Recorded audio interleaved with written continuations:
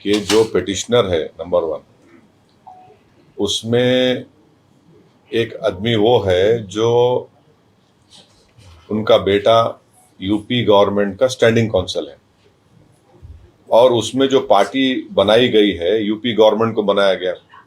तो अगर कोई गवर्नमेंट का स्टैंडिंग काउंसिल खुद अपने ही गवर्नमेंट के खिलाफ केस डालता है तो वो LR रूल्स के खिलाफ है। दूसरी बात यह कि अगर उनका पिटिशन आप पढ़ेंगे तो उसमें उनका प्रेयर क्या है? प्रेयर यह है कि हमारे को राइट टू एक्सेस मिले। Section 18 of archaeology survey ASMR act 1958 बोलते। जब राइट टू एक्सेस का उनका प्रेयर है तो कोर्ट के जज साहब ने क्यों सर्वे का ऑर्डर दिया? अगर उनको एक्सेस चाहिए था तो जाओ, तो मस्जिद में बैठो, कौन रोकता है? तो रोक टोक तो नहीं है। प्रेयर उनका ये है कि राइट टू एक्सेस होना हमारे को, और उनको सर्वे का ऑर्डर दिए जज साहब, तो ये गलत है। ये दूसरा ये है कि प्लेसेस ऑफ वर्शिप एक्ट के तहत आप उसका कैरेक्टर नेचर चेंज नहीं कर सकते, आप कन्वर्जन नहीं कर सकते, तो सर्वे कैसा करा रहे आप? और फिर आप देख लिए कि अगर वो लोग कोर्ट को नहीं जाते तो आज वो 5 लोगों की मौत नहीं होती, बेकसूर नौजवानों की मौत होगी वहां पर। एक ये है। और फिर सुप्रीम कोर्ट ने जो ये कह दिया कि उस रिपोर्ट को सील बंद कवर में रखना, और जब तक मैनेजिंग कमेटी हाई कोर्ट नहीं जाती उस वक्त तक वो लोकल कोर्ट उसको सुनवाई नहीं करना।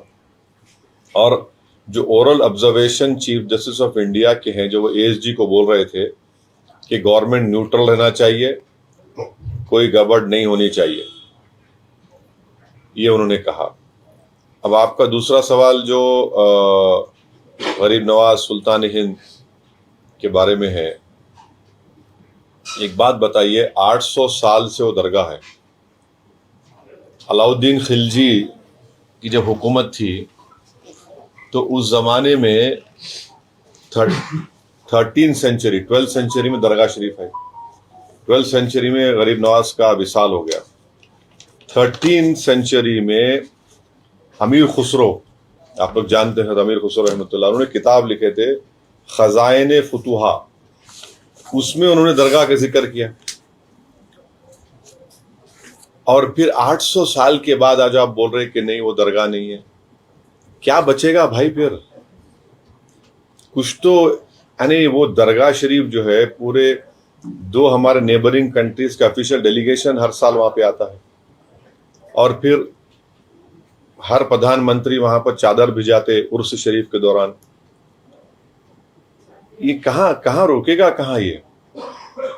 अगर कल बौद्ध समाज के लोग, जैन समाज के लोग भी कोर्ट में चले गए, आपको मालूम क्या हो जाएगा इस देश में? वही बोलेंगे कि हमारा वो जगह थी, हमारे मजहबी जगह थी। जैन समाज के लोग, बौद्ध समाज के लोग बोलेंगे। इसीलिए हमने 91 का एक्ट बना के बोला कि 15 अगस्त 47 को जिस किसी का भी मजहबी जगह है उसको चेंज या कन्वर्ट नहीं किया जाएगा। अब लोग बोलते नहीं, उसको एसर्टन करने से क्या होगा? अरे एसर्टन को एकेडमिक एक्सरसाइज के लिए कर रहा है, आप तो चेंज करना चाह रहे ना उसको।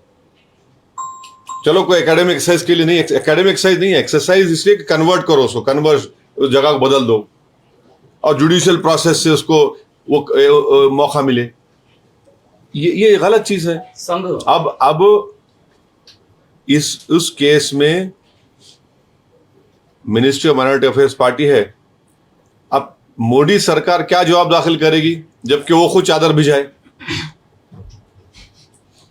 नरेंद्र मोदी एक मर्तबा ने 10 साल में 10 मर्तबा चादर भिजाए हैं, फोटोज भी आप देख लो। अब मोदी क्या जवाब देंगे उसका? इसको बंद करना चाहिए बीजेपी RSS को, ये देश के हित में नहीं है। सर आप देखिए, अब आप ऐसा, आप बार बार आप ASI करेंगे तो AI छोड़ के ASI पढ़ लो पूरा। आर्टिफिशियल इंटेलिजेंस के बारे में बात ही मत करो, खाली ASI करते रहो, बस धंधे पे लगा जाओ, खुदाई करो। क्या है ये? अगर मैं दिल्ली में भी किसी भी जगह पे जाकर बड़े बीजेपी नेता के घर में जाकर खुदाई कराया तो 100% 1000 फीट पे खाने जहां खां का कोई निशान निकल आता। अब क्या बोलेंगे आप? वो है ना, सिविलाइजेशन है। सिविलाइजेशन ऐसी तो बनता, आगे बढ़ता लोग। तो ये चीज गलत हो रही है। ये इससे आप भारत को कमजोर कर रहे हैं। 140 करोड़ जनता के दूसरे मसाइल भी तो है। बेरोजगारी है, महंगाई है, किसान मर रहा है, चीन ताकतवर होते जा रहा है, मगर आप इस पे लगा दिए, एक काम पे लग जाओ। ये देश के हित में नहीं है, गलत है, इसका हम कंडेम करते। और अफसोस के साथ कहना पड़ रहा है कि जब बाबरी मस्जिद का जजमेंट आया था, हम उस वक्त ही कहा था कि ये इस तरह के मसले शुरू हो जाएंगे और डीवाईसी चंद्रचूड़ साहब अगर इसको रोक लगा देते एक केस में तो किस्से ही खत्म हो जाता था। वो गलत ओरल ऑब्जर्वेशन दिए वो। इस वास्ते आज 15 ऐसे जगह पर इस तरह की हरकतें हो रही है या करने की कोशिश कर रहे हैं लोग। मोहन भागवत इनका एक बयान आया है। कब आया? आज आया है कि देश में जो लोक संख्या है कम हो रही है और 2 बच्चे से ज्यादा 3 बच्चे चाहिए, ये शास्त्र का मानना है, ऐसा उनका कहना है। अब ये उनको नरेंद्र मोदी को जाके सिखाना चाहिए था। उनको जो पार्लियामेंट इलेक्शन में क्या बोले थे, मुस्लिम महिलाएं ज्यादा बच्चे पैदा कर दी, बोले नहीं बोले प्रधानमंत्री? उनके भाषण में बोले ना बात कि आपके हिंदू बहनों गलों से मंगलसूत्र छीनकर उन महिलाओं को दिया जाएगा जो ज्यादा बच्चे पैदा करते। अब मोहन भागवत को क्या बोल रहे, हमारी आबादी गिर रही है, पॉपुलेशन गिर रहा है, तो क्या बोल रहे, बच्चे ज्यादा पैदा करो बोल रहे वो, 2 से ज्यादा। फिर आरएस वाले शादी करना शुरू कर देना फिर सही है। अब बताइए आप पहले तो आप गाली देते हमारे को कि झारखंड में क्या बोले, झारखंड के लिए बोले कि आबादी बढ़ जाएगी मुसलमानों की, हर वक्त गंदगी। जबकि मैं शुरू से हम बोल रहे टीएफआर रेट, अब याद करो, टीएफआर रेट इस देश का गिरा है और सबसे ज्यादा टीएफआर रेट मुस्लिम समुदाय का गिरा, मगर अभी भी हिंदू भाइयों का उससे आगे है, कम है। हाँ, मगर आप ये आइंदा 20-25 साल में सबसे ज्यादा आबादी बूढ़ों की रहेंगी इस देश में। आज हम पुकार के बोल रहे, देखो बूढ़े होंगे, 25 साल में बूढ़े होने वाले लोग। आप करो, अब जैसा आप जापान चले जाओ, यूरोप चले जाइए, वहां पे सबसे बड़ा लोग ज़ईफ है, माने बुजुर्ग हैं, ज्यादा उम्र के लोग हैं। रशिया है। आज आपको समझ में आ रही बात? आप बच्चे कभी बोलते हैं बच्चे पैदा क्यों कर रहे, इनका हर एमपी बोलता 2 बच्चे बस, उससे बढ़ कर तो उसको वो नहीं मिलना, गवर्नमेंट का स्कीम से नहीं कोई फायदा नहीं होना। अरे एक तो पकड़ के चलो कुछ तो भी। अब आप एक के पकड़ने का मतलब दूसरा मत निकालो, तो एक पॉलिसी पे रहो ना भाई। आप देखिए स्टालिन, चंद्रबाबू नायडू बोल रहे ज्यादा बच्चे पैदा करो, या एक कानून है तेलंगाना में, आंध्रा में, कि जो भी कॉरपोरेटर का इलेक्शन लड़ेंगे नगर पंचायत का, उसमें 2 बच्चे से ज्यादा नहीं लड़ सकते। अभी बिल लाने वाले हैं, उसको खत्म करने वाले हैं, बिल लाने वाले हैं, खत्म तेलंगाना में आने वाला है। आंध्रा में नायडू बोल दिए कि ज्यादा बच्चे पैदा करो, स्टालिन बोल ज्यादा बच्चे पैदा करो।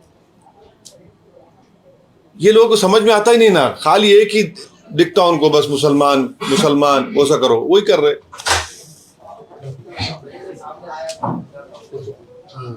अभी सब महाराष्ट्र इलेक्शन के बारे में क्या बहुत सारे लोग ये कह रहे हैं कि ईवीएम का घोटाला है, आप इसको कैसे देखते हो?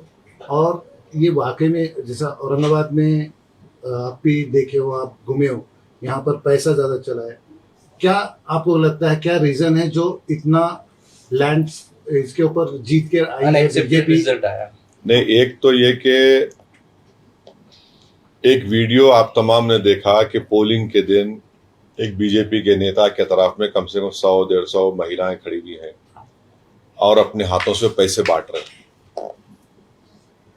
अब आप बताइए कि उसको भी देखकर अगर इलेक्शन कमीशन ऑफ इंडिया कुछ एक्शन नहीं लेता है और उल्टा केस इम्तियाज जलील पे बुक करते हैं एट्रॉसिटी का। तो ये फ्री एंड फेयर कैसा होगा बताइए? यानी वीडियो है पैसे बांट रहा सो, हर एंगल से है। आप उस हम कंप्लेन दिए इम्तियाज साहब, उस पर नहीं लिया। एक शादी खाने में बैठकर पैसे बांट रहे थे।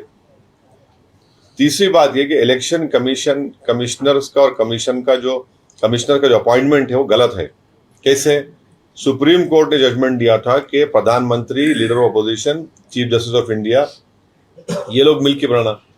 सुप्रीम कोर्ट जजमेंट के बाद मोदी ने तो सीजीआई को निकाल दिया, अपने लॉ मिनिस्टर को ला लिया उसमें। वो तो अपने लोगों को बनाएंगे क्योंकि वोट ज्यादा उनके पास आएगा। वो गलत है, उसको चेंज करना चाहिए, सुप्रीम कोर्ट ने कहा था।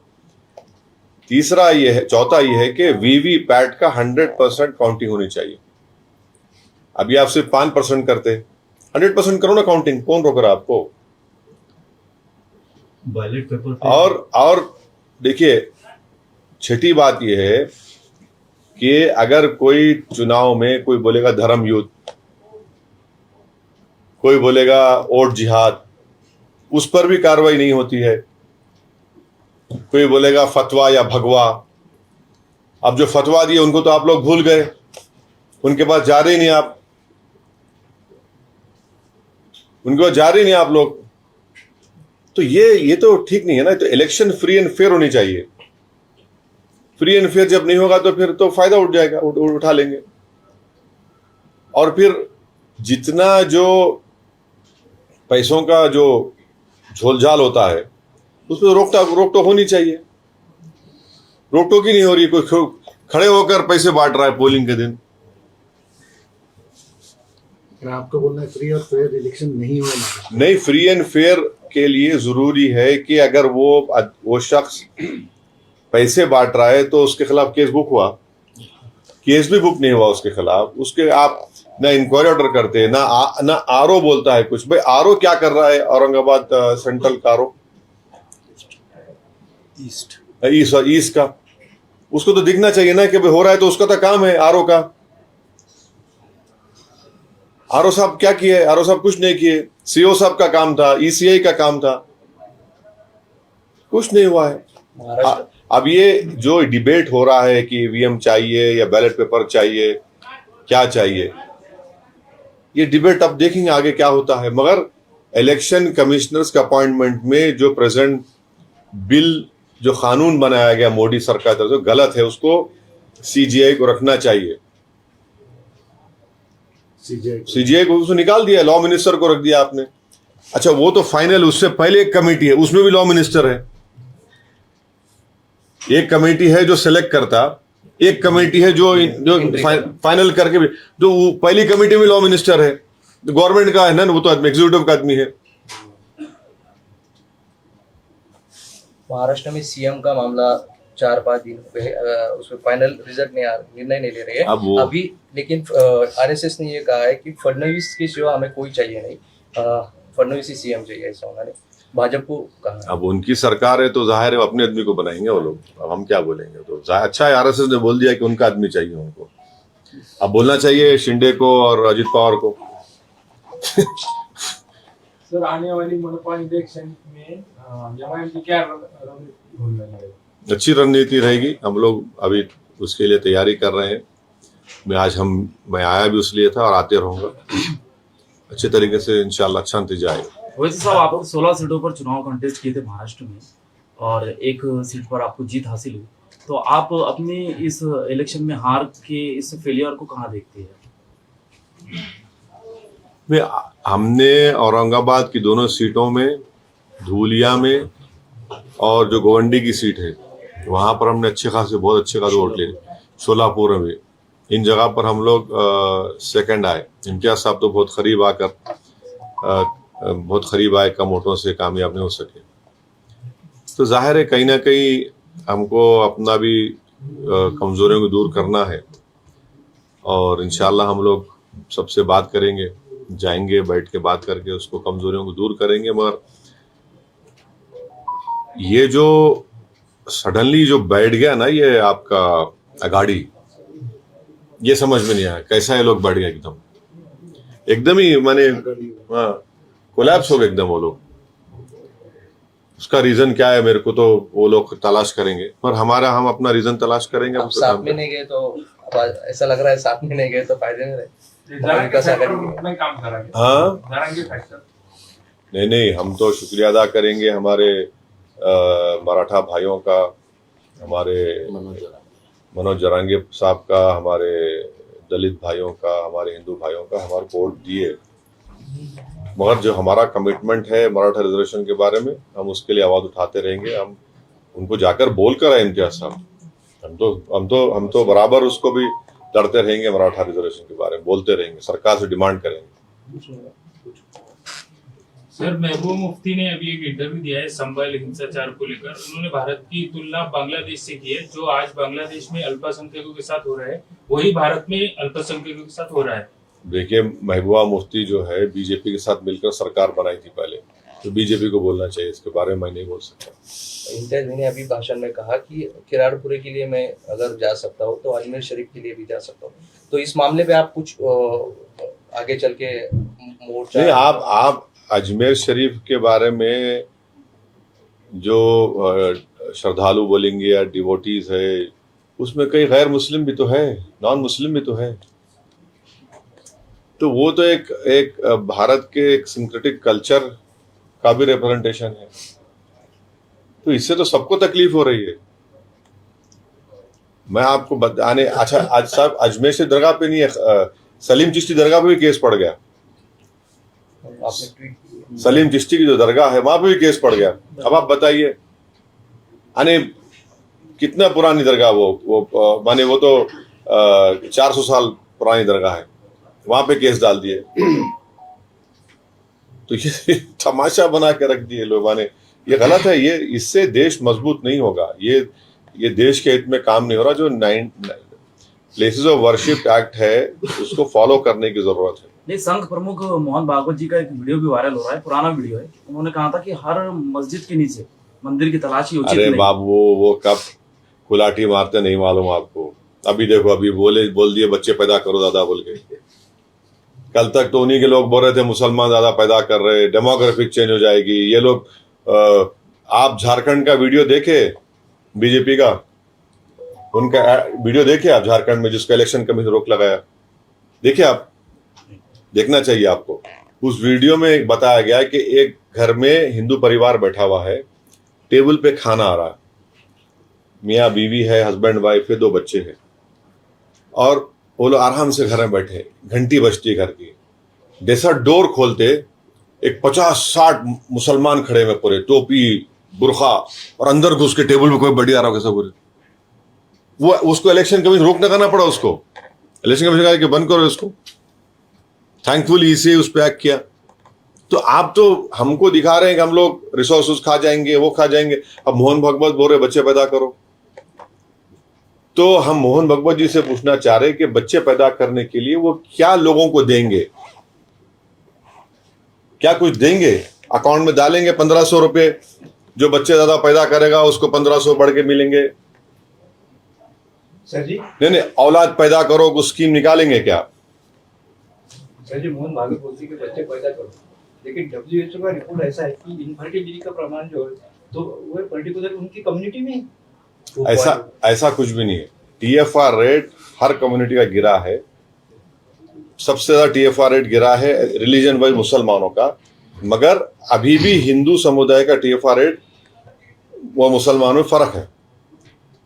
अब मगर ये जो स्टेटमेंट आज बोल रहे हैं कि आप जो बोल रहे हैं अगर वो सच है और आप सच ही बोलेंगे कि बच्चे पैदा करो, तो मोहन भागवत जी को बोलना चाहिए कि जैसा यहाँ पर लाडली बहना का स्कीम में कितना 1500 रुपए दे रहे ना, तो आप एक स्कीम निकाल लो कि जो इतने बच्चे पैदा करेंगे उसके अकाउंट में हम लोग 2000 डालेंगे, कितना डालेंगे, क्या डालेंगे वो डिसाइड कर लो।